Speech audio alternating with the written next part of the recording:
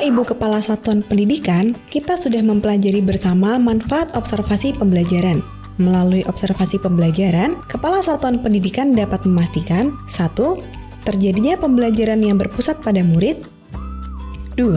Tercapainya tujuan pembelajaran.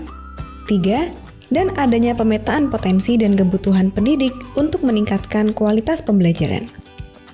Lalu, apa saja yang perlu diamati oleh Kepala Satuan Pendidikan untuk memastikan terjadinya ketiga hal tersebut?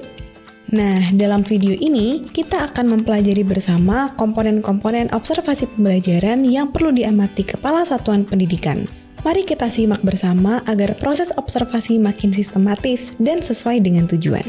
Komponen kegiatan pembelajaran pertama yang diobservasi adalah pelaksanaan asesmen awal untuk mengukur kemampuan peserta didik. Melalui asesmen awal, pendidik dapat mengidentifikasi kesiapan belajar, minat, dan tingkat penguasaan kompetensi murid. Asesmen awal perlu dilakukan pendidik setidaknya saat memulai materi baru, sehingga ada kemungkinan asesmen awal tidak dilakukan di setiap pertemuan. Ketika pendidik melaksanakan asesmen awal, Kepala Satuan Pendidikan akan melihat apakah pendidik melakukan asesmen awal kemampuan murid namun belum sesuai dengan tujuan pembelajaran, atau pendidik sudah melakukan asesmen awal kemampuan murid yang sesuai dengan tujuan pembelajaran.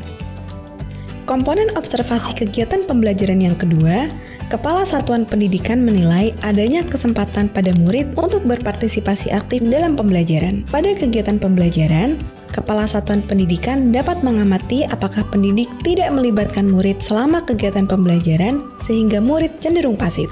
Sebagai contoh, murid hanya sekedar mendengarkan penjelasan pendidik, mencatat tulisan di papan tulis, atau melihat alat peraga yang digunakan.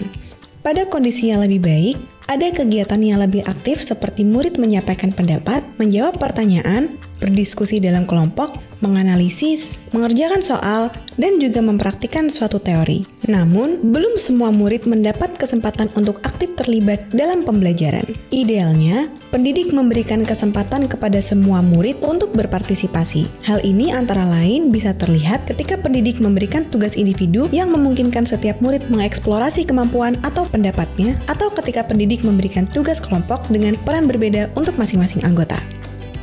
Kita lanjut pada komponen observasi kegiatan pembelajaran ketiga ya, terkait dengan penerapan pembelajaran berdiferensiasi. Kepala Satuan Pendidikan akan menilai apakah pelaksanaan kegiatan menerapkan pembelajaran berdiferensiasi. Pendidik dapat menerapkan diferensiasi proses, konten, ataupun diferensiasi produk bergantung pada kebutuhan pembelajaran saat itu. Pada diferensiasi proses, pendidik menyiapkan strategi cara mengajar yang berbeda sesuai dengan kesiapan peserta didik.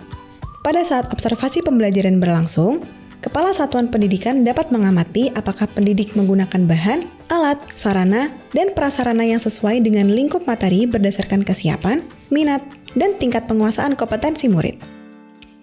Pada diferensiasi konten, pendidik menyiapkan materi ajar yang berbeda sesuai dengan kesiapan peserta didik.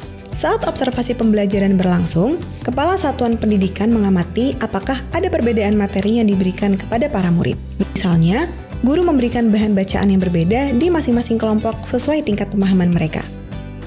Terakhir, pada diferensiasi produk, pendidik menyiapkan luaran yang berbeda sesuai kebutuhan murid.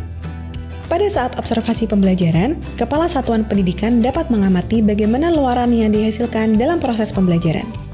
Misalnya, diferensiasi produk dapat dilihat dari adanya pilihan atau kebebasan para murid untuk menunjukkan pemahaman dengan cara masing-masing, atau adanya perbedaan soal latihan bagi para murid berdasarkan tingkat pemahaman mereka. Komponen observasi kegiatan pembelajaran yang keempat, Kepala Satuan Pendidikan mengamati apakah pelaksanaan kegiatan memberikan kesempatan bagi murid untuk menggunakan atau mencoba media pembelajaran. Pada tahap awal, media pembelajaran hanya digunakan atau dicoba oleh pendidik saja. Murid hanya melihat atau mengamati sehingga tidak memiliki pengalaman langsung dengan media pembelajaran. Pada tahap yang sudah lebih baik, media pembelajaran digunakan atau dicoba oleh pendidik dan sebagian murid. Selanjutnya, pada tahap ideal, media pembelajaran digunakan atau dicoba oleh pendidik dan semua murid. Perbedaan antara tahap kedua dan ketiga adalah pada partisipasi murid. Poin kedua hanya sebagian murid saja, adapun pada poin ketiga, semua murid sudah terlibat. Komponen observasi kegiatan pembelajaran yang akan diamati selanjutnya adalah pelaksanaan kegiatan refleksi dalam pembelajaran. Refleksi dilakukan dengan melibatkan murid untuk mengevaluasi pembelajaran yang sudah berlangsung. Refleksi dalam pembelajaran antara lain dapat dilakukan dengan beberapa aktivitas berikut. Pertama, pendidik memberikan pertanyaan refleksi kepada murid. Kedua, guru memfasilitasi murid untuk menjawab pertanyaan refleksi. Ibu bapak dapat mempelajari lebih lanjut mengenai cara memfasilitasi murid berefleksi dalam modul refleksi dalam pembelajaran. Sampailah kita pada komponen observasi pembelajaran terakhir, yaitu pelaksanaan asesmen akhir atau sumatif. Asesmen sumatif dapat dilaksanakan untuk satu tujuan pembelajaran atau beberapa tujuan pembelajaran. Ketika pendidik melaksanakan asesmen akhir saat observasi pembelajaran berlangsung, Kepala Satuan Pendidikan mencocokkan asesmen dengan tujuan pembelajaran yang hendak dicapai. Selanjutnya, Kepala Satuan Pendidikan menilai apakah asesmen akhir yang dilakukan pendidik dapat mengukur ketercapaian tujuan pembelajaran atau tidak. Kepala Satuan Pendidikan juga dapat mengamati kesesuaian tujuan pembelajaran dengan teknik asesmen yang digunakan. Misalnya, untuk tujuan pembelajaran dengan kompetensi melakukan simulasi, maka teknik asesmen performa lebih tepat daripada teknik asesmen tes. Bapak Ibu, itulah komponen-komponen pembelajaran yang berpusat pada murid yang perlu diamati Kepala Satuan Pendidikan saat melakukan observasi pembelajaran di dalam kelas.